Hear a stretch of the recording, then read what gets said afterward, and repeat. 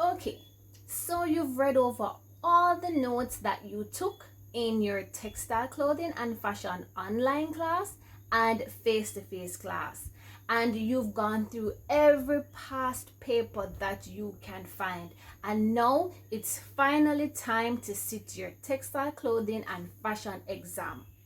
But for some reason, you may be feeling a little bit nervous or anxious or just a teensy bit unprepared. But there's nothing to worry about. You are not alone. But guess what? I have come up with some tips that you can use to help you during the process of sitting these exams. So stay tuned and you'll find out a little bit more.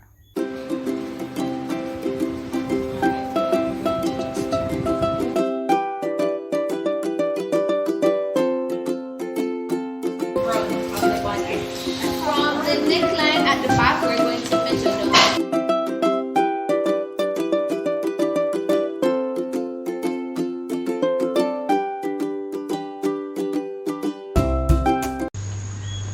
the first thing you want to do is read each question thoroughly. What is the question asking you to do? You want to ensure that you answer each question completely to get the maximum available points per question. The second thing that you want to do is pay attention to the command words used in the questions. And these command words are also called keywords. Now they give you information about what type of answer you need to write. Here are some of the most common words used in textile clothing and fashion paper 2 and what they tell you. Now the first one is list. When you are listing, your answer should be a list. The number of items you need to list depends on the number of marks available. So let us look at this example. Now this question says the color and interfacing have been cut and are ready for assembly of the pajamas. List 4 steps required in the preparation of the color for attachment to the neckline. If you look at the total number of marks, you will notice that you will be allotted 4 marks for this entire section, which means that the answers do not necessarily have to be long, as you will only get 1 mark for each item that you list. The list should also be in a sequential order based on the question that is being asked. So what is the first thing that you would do if you're attaching the collar with the facing to a neckline? What's the second thing? And you list the steps and you will be awarded 1 mark for each correct response, once it is that, as I said, it is done in a sequential order. The next keywords are state, give, identify, and name. Now your answer should be a simple sentence, and again, the number of items you need to state, give, identify, or name depends on the number of marks available. So let us look at this question. The question says, name the 2 main groups into which textile fibers are classified according to their sources. Or we have identify 1 example of each of the groups listed in AI above, right? So the first question was worth 2 marks. So that means that if you name the 2 groups, then you would get a total of 2 marks. For the second one, when it says to identify, you are identifying in a complete sentence, and that sentence, even though it's 1 example, would be worth 2 marks. For question B, it says state 1 difference between filament fibers and staple fibers. So there again, you would be able to state by giving a sentence as to what the answer should be.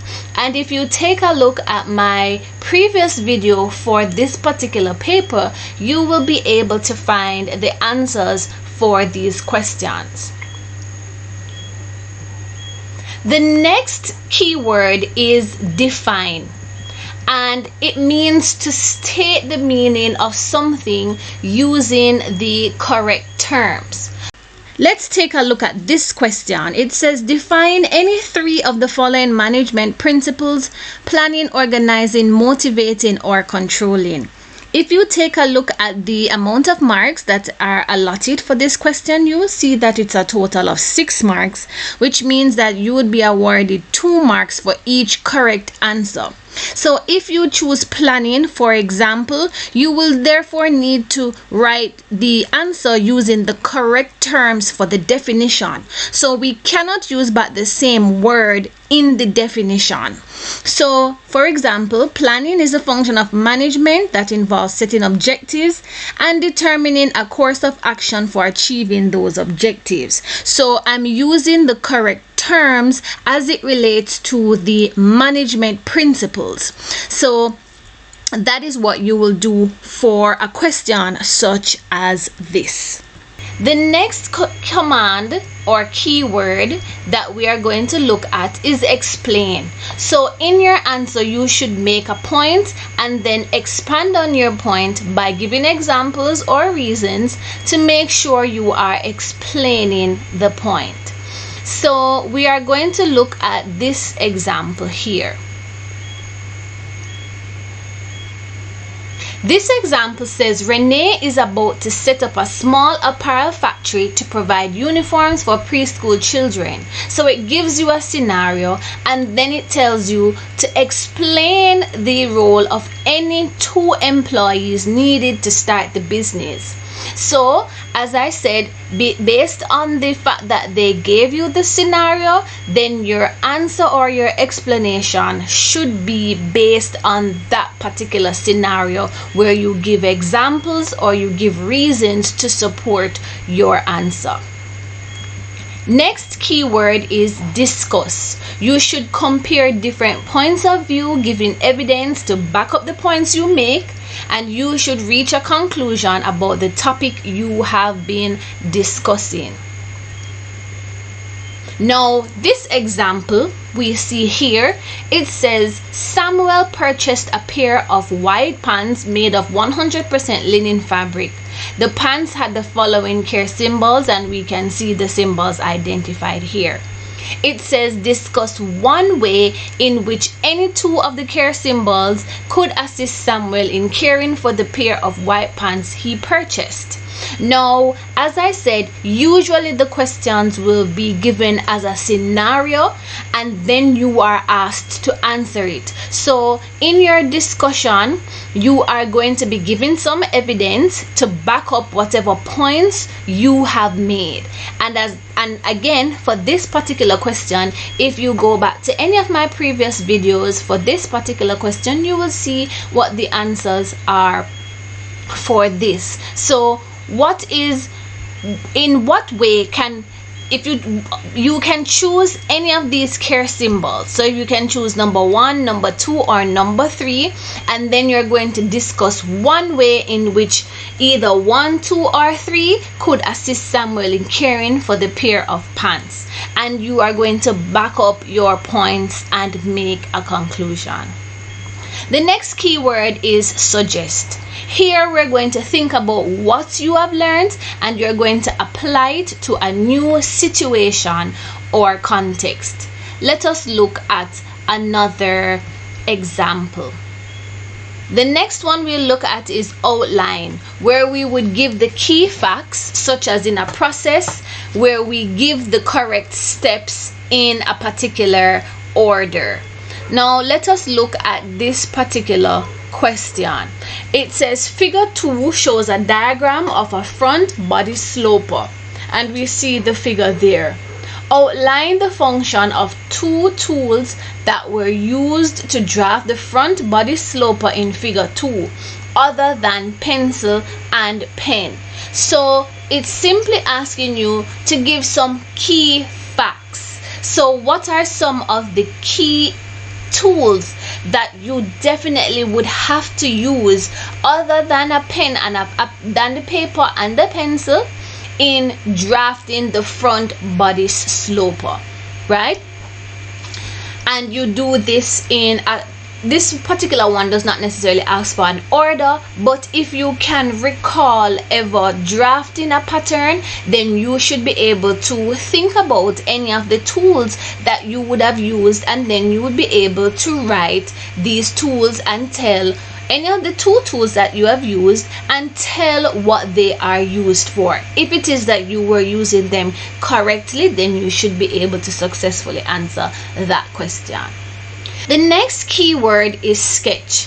Now, for this one, you represent by means of a diagram, labeled of course, and the sketch should give a general idea of the required shape or relationship and should include relevant features. Now, what does that mean? And we get a lot of questions about sketches all the time. For example, this question says, in the space provided below, sketch the front view of an outfit for a casual event that is suitable for a short, slim figure.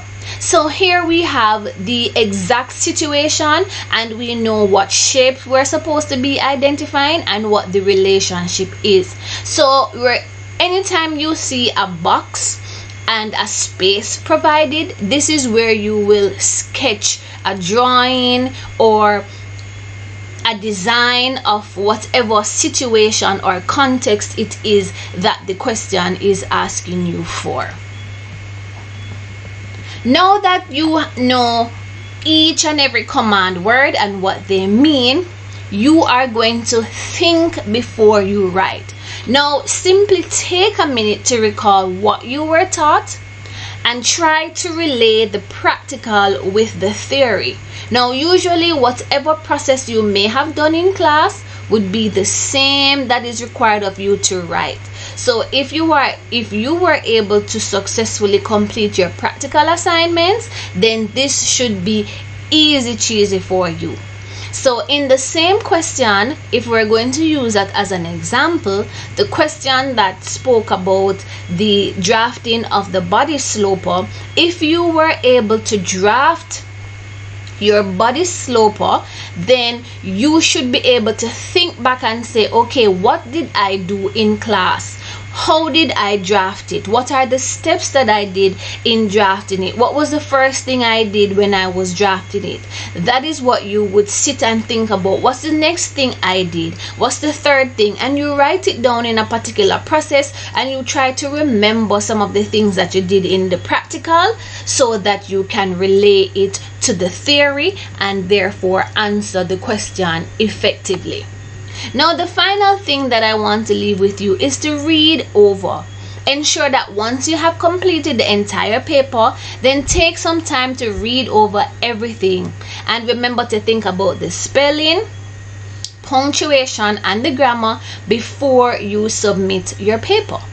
Now, that's it. Once you are able to follow these simple steps, then you are already on your way to passing your exams.